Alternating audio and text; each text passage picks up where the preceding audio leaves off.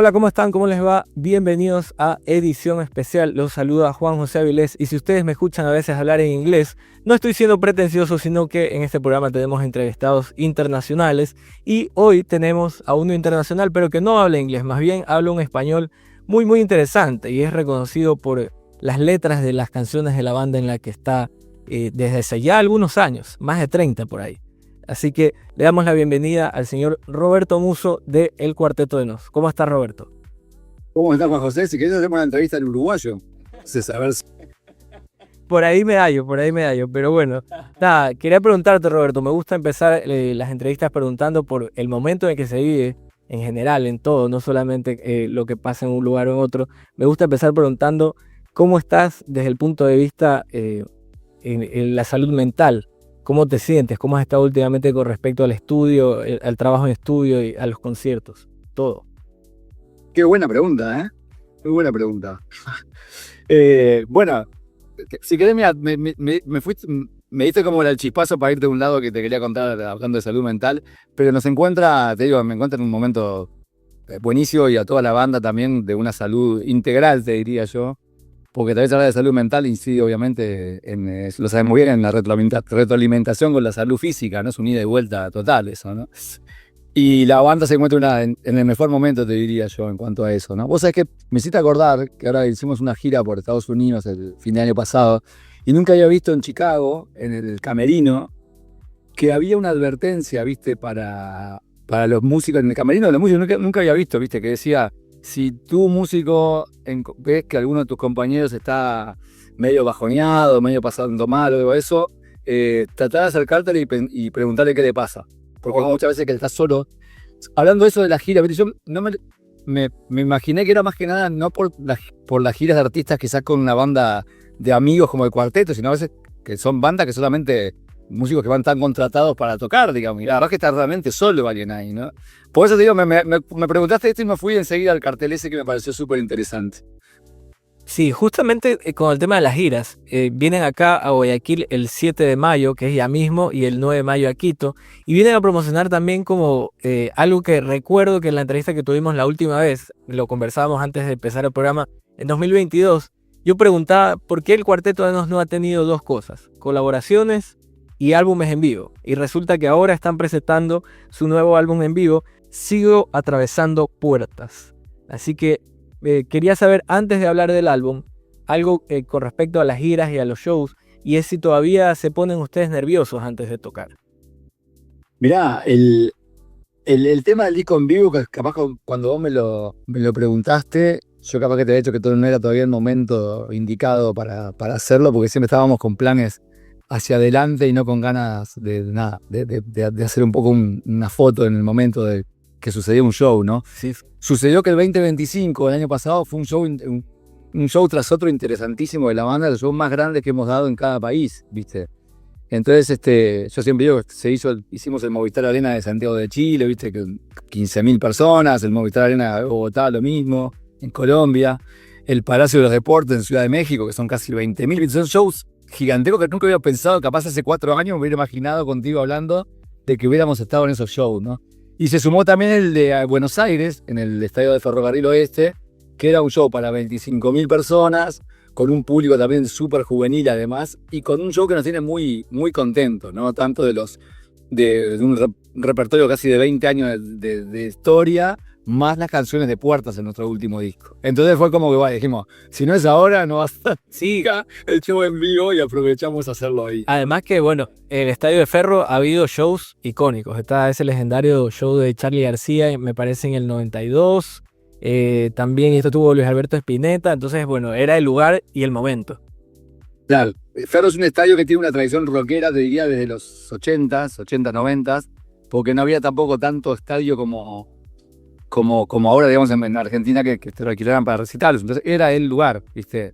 Entonces también toda esa historia para nosotros nos pesó muchísimo. Y nada, nuestra relación con el público argentino, ¿viste? Que cualquier artista uruguayo lo primero que ve para desarrollarse es Argentina, que lo tenemos a media hora de avión y multiplicás por 20 el mercado posible para gente que te escuchen. Sí, por supuesto. Hablando también de los conciertos, como te decía, me parece que este es el tema central en este momento. Vienen a Ecuador. No recuerdo ya cuántas veces han venido. Ustedes tienen como parada fija Ecuador. Suelen venir a Quito, a Cuenca, a Guayaquil, ahí alternando en las ciudades. Pero vienen bastante seguido. ¿Qué ven ustedes en el público ecuatoriano para regresar tantas veces? Mirá, siempre ha sido una relación que yo lo hablaba hoy con una colega tuya, para mí que desde que salió Raro, yo no me acuerdo mucho, pero si no fue en el 2006, fue en el 2007, ya la primera vez que visitamos Quito. Viste que nos llamó un productor que tenía un boliche allá. El Abijón se llamaba, lo me decís.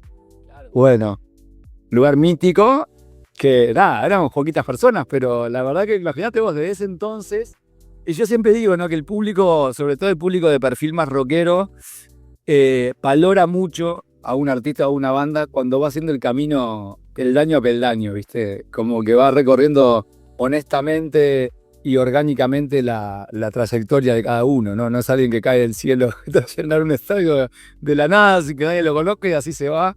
Y con el portero ha pasado eso, ¿no? Desde esos shows en el Aguijón, pasando por varios de los teatros, después los shows en Cuenca y Guayaquil, con muchísima gente, los Quito Fest, que hemos estado también en un par de oportunidades.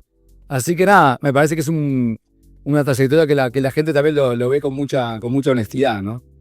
Qué bueno, mira, hay algo que te escuché hace no sé cuánto tiempo. Vi una entrevista, una charla, me parece que era, en la que hablabas mucho sobre, hablando ya que mencionabas Raro, hablabas sobre esto de el por qué me cuesta tanto llegar y cómo llegaste yendo a la casa de Damián, que bueno, es una de las canciones más emblemáticas de la banda. Y decías que era como más una especie de representación de todo lo que en ese momento pasaba, porque bueno, me parece que tú habías estudiado o ejercías la ingeniería y sí, ¿verdad?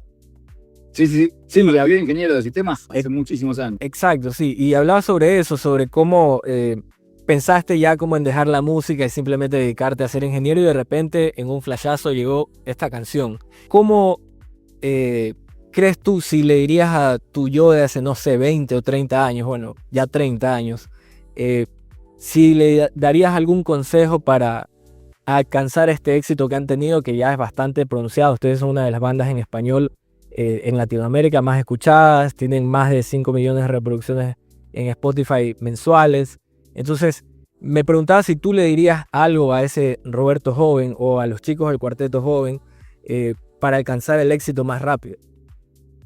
No, mira, yo le diría, deja que los acontecimientos se vayan dando solos, porque no te imaginás lo divino que se vino todo de acá para adelante. Y sería ese mi consejo, ¿no? Que no forzara nada, porque realmente, muy bien lo que vos resumiste de la historia un poco del cuarteto fue esa, ¿viste? De ir siguiendo lo que el destino nos fue poniendo por adelante, ¿no? Nunca tuvimos como grandes sueños, digamos, o proyecciones a largo plazo.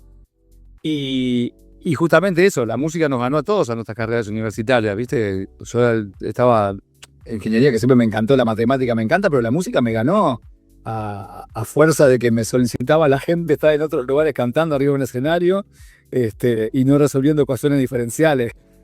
O sea, sí, pero fue muy interesante esa historia del cuarteto. Y la que tú decís, esto fue una charla TED. Charla TED que me habías invitado, que hablaba de cómo fue la composición de Yendo a la casa de Damián. Y justamente la frase esa que bien vos mencionaste, de por qué me cuesta tanto llegar, que fue una frase que en el momento no le di tanta trascendencia cuando hice la canción. Y hoy es el cierre del show, ¿viste? Porque hoy también tiene una relectura tan...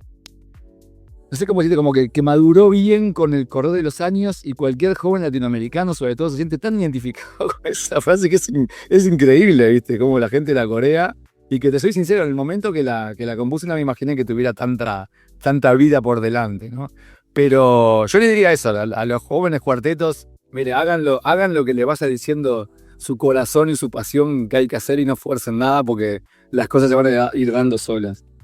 Bien, mira, tengo algunas preguntas que van a ir son respuestas rápidas que estoy seguro que sé que tú sabrás responder, pero antes de hacerte esas preguntas, que va a ser como una especie de ping pong, me gustaría preguntarte, que es algo que le pregunto a todos los entrevistados que pasan por Edición Especial, y es si tú crees que este es un buen momento para seguir haciendo música y arte. Sí, obviamente. Yo creo que, mirá, para mí, hago canciones desde que tengo 16 años de edad, 17, ¿no? Y siempre fue un buen momento. Siempre fue un momento, primero, para una autosalvación personal, viste, de estar haciendo cuestiones que me encanta decantar a través de las letras y la música. Y otra porque siempre lo que me ha rodeado, viste, en cuanto a mi vida personal, artística, vida como ser humano, me ha inspirado de forma distinta a través de los años, viste. Yo siempre digo, ¿no? Lo que me inspiraba cuando tenía 20 años, distinto a lo que cuando tenía 30. Ahora, hace un tiempo que nada, que tengo mucha más edad, que fui padre, que ahora, como te digo, viste, nos sigue un montón de chicos adolescentes. Entonces como que me va motivando distintas cosas. Entonces para mí siempre ha sido un buen momento, por suerte, ¿no? Seguramente cuando no sea un buen momento es que no voy a tener inspiración para hablar de nada. Eso creo que sería así lo natural.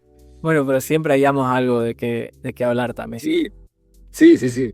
Mira, Roberto, en este momento te voy a hacer una seguidilla de preguntas que vas a tener que responder en primera persona como cantante y escritor del Cuarteto de Nos. Y me parece bastante entretenido, porque te voy a poner a pensar un poco, aunque creo que esto lo tienes bastante claro.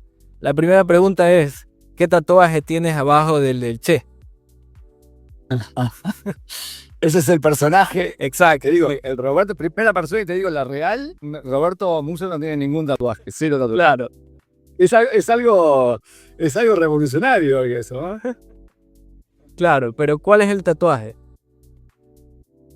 No, el que tiene Roberto Musso tiene cero tatuaje. Claro, sí, el personaje. De la canción, viste que dice que se tatuó a la mamá, a Mami arriba, de hecho. Así que El tatuaje es el personaje. no es cualquier cosa. Asimismo, el personaje hizo un corazón, dibujó un corazón. ¿Qué decía ese corazón? Yo y yo. Exacto, muy bien. La tercera pregunta Un es, regalo para San Valentín. ¿cómo se llamaba la amiga de tu madre que quería que hicieras ballet? Ah, en mi lista negra está, ¿verdad? Tengo que hacer toda la letra. Sí. El Lisette. Exacto, muy bien, muy bien. De ahí, bueno, viene una que te resume la canción. La pregunta es, ¿qué dijo una vez el Nobel de la Paz asesinado al caer? Es lo malo de ser bueno en este mundo cruel. Bien, y la última resume toda la entrevista y es lo que, como tú dices, se resume toda la trayectoria del Cuarteto de Nos, y es, ¿por qué te cuesta tanto llegar? Bueno, porque me cuesta tanto llegar, como te decía anteriormente, se transformó como una frase himno, digamos, y que me parece que tiene mucho que ver con el personaje leyendo La Casa de Damián, pero que excede a eso y es un poco también la historia del cuarteto, ¿viste? El que en realidad a veces lo importante es el camino entre el punto X del que partiste hasta el punto Y al que querés llegar, y capaz que nunca llegás, pero realmente el asunto y la verdad están en el camino, ahí en el trayecto, digamos, ¿no? Entonces, a veces uno dice, bueno, llegué, ¿y ahora? ¿Qué pasa?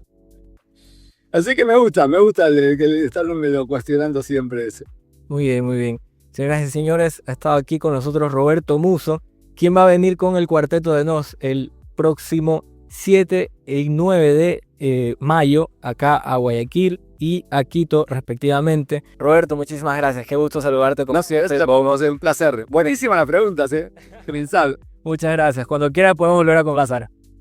Cuando quieras, un abrazo. Chao. Ya está, cuánta ambigüedad.